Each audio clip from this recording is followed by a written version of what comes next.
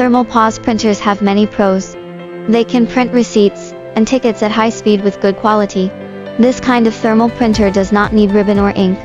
It only takes thermal paper to print the receipt. What's more, thermal printers require low maintenance, so thermal POS printers are the most widely used receipt printers on the market today.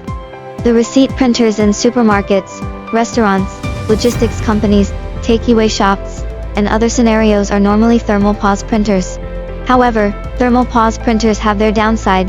The printed content on the receipt printer will fade away as time goes by.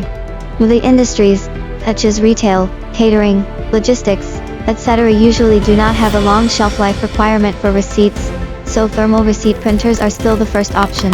At the same time, with the continuous development of technology, there is already long-lasting thermal paper on the market that can be stored for more than 10 years.